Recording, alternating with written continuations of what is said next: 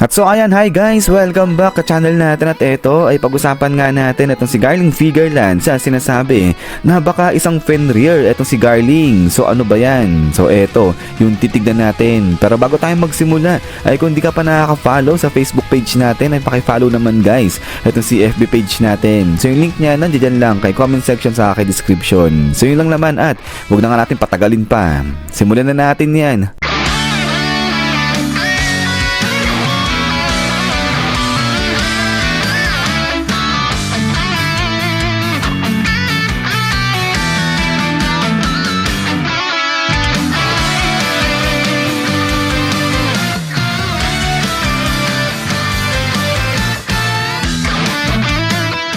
At so dito nga natin yung sisimulan sa mga 5 elders natin dahil alam naman natin na etong mga 5 elders may mga kakaibang kapangyarihan silang tinataglay. So yung iba sinasabi na talagang demon etong mga to, habang sa kabilang banda yung iba naman sinasabi na bawat elders natin nagtataglay sila ng mythical zoan type na prutas. So kaya nga ganito yung mga kanilang transformation, mga halimaw. At so now dahil etong si Garling Figureland ay ginawa na nga siyang elder at pinalitan niya etong si Saturn, kaya yung nag-a-arise na tanong ngayon ay hindi kaya etong si Garling Figureland ay nag-acquire na o meron na siyang tinataglay ng mythical zoan type din na prutas. So parang katulad dito sa mga elders pa natin. So yun pala, sa part na to ay iisang tabi muna natin yung isang side na sinasabi ng mga demon etong mga elders natin. So focus lang muna tayo dun sa isang side na sinasabi na bawat elders ay meron silang tinataglay na mga mythical zoan type na prutas. At so ayan ay going back ngayon dito kay Garling Figureland na since na member na nga siya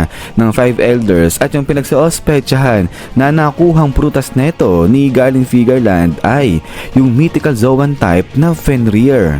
So etong Fenrir na to, ano naman yan, monstrous wolf yan ng Norse mythology. So tignan pa rin natin dito sa kabilang banda, ito namang Fenrir moon facts. So ayan, basahin natin.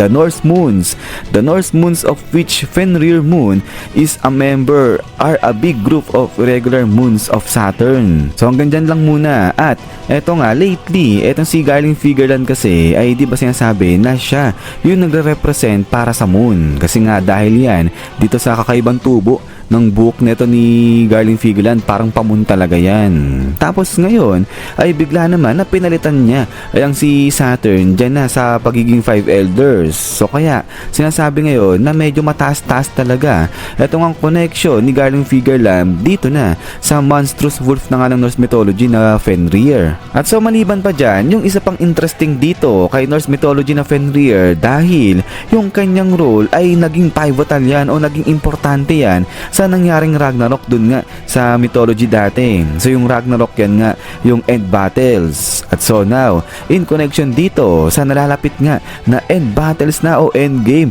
ng One Piece natin ay sinasabi na may malaking aring role na gagampanan o talagang pivotal etong role na gagampanan ngayon ni Garling Figureland para nga sa ikakatagumpay ngayon ng world government. So ayan ay kung magtatagumpay nga yung world government laban dito kala Luffy. So kaya ngayon sinasabi na talagang importante etong ang pagdating ni Garling Figureland dyan. So kumbaga malaking ambag yung kanyang lakas para sa military power ng world government laban sa mga pirata. But then ay maliban pa rito ay etong si Norse mythology Fenrir ay meron kasing dalawang anak yan. At eto nga yan sila, si Skoll at saka si Hati. So etong si Skoll, yan yung nagpupursue o nagchichase dyan sa araw. Habang sa kabilang banda, etong kapatid niya namang si Hati, eto naman yung nagchichase o nagpupursue sa buwan. So now, in connection dito kay Garling Figureland ay ano bang meron? Etong si Garling Figureland. So meron siyang Shanks at yung sinasabi nga rito, yung misteryosong karakter na pinagsuospetsahan na kakambal o kapatid nito ni Shanks naman. So ito yung isa sa mga basihan kung bakit nasasabi na mataas yung connection nga nito ni Garling Figureland dyan sa Norse mythology na Fenrir. At baka nga yan yung mythical zoan type na prutas na nakuha niya siya. Pero pag-usapan nga natin itong dalawang anak nga dito ni Garling Figarland. At unahin na natin etong si Shanks, dahil dito sinasabi na etong si Shanks siya yung nagre-represent naman dito kay Skull, yung nagpo-pursue sa araw. So diba in connection dito kay One Piece naman, etong si Shanks siya naman yung nagpo-pursue dito kay Sun God Nika. At si Luffy na nga yan ngayon. So siguro sa part na to ay pwede natin sabihin o safe na nasabihin natin na dahil kay Shanks kaya nabuhay ulit ayang si Sun God Nika dyan na sa katauhan ni Luffy ngayon.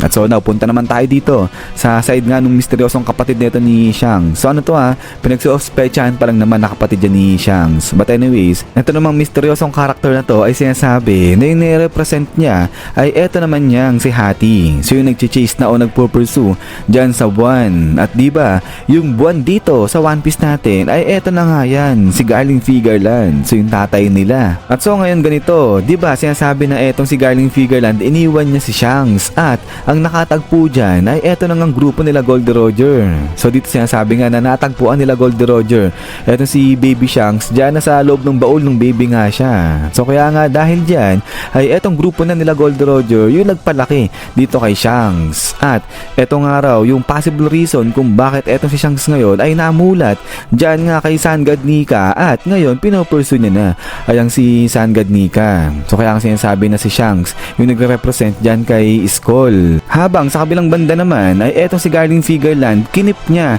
etong sinasabing kambal neto ni Shanks. At since na etong si Garling Figarland yung kinalakihan o yung nagpalaki mismo dun sa kambal neto ni Shanks, kaya siya yung naging goal nga o yung gustong i-pursue ngayon nung kambal netong si Shanks. So kaya ang sinasabi na yung misteryosong karakter na yon ay siya yung nagre-represent naman kay Hati. So possible naman yan kasi nga malakas si Garling Figarland, champion pa yan. Kaya pwedeng talaga na siya yung maging goal nga nung kambal na kapatid nga neto ni Shanks. So ito, yung mga basihan o yung mga ilang basihan pa kung bakit nga nasabi na etong si Garling Figarland may connection talaga dyan kay Fenrir. Kasi maging yung kanyang dalawang anak ay parang katulad nung anak nga ni Fenrir, talagang opposite na opposite. But then ay maliban pa dyan ay napansin rin pati etong different angle o side neto ni Garling Figarland. So dito sinasabi na kapag side view etong si Garling Figarland ay pa-moon etong itsura na nga dyan. Pero pag nakaharap naman siya ay eto nga parang style naman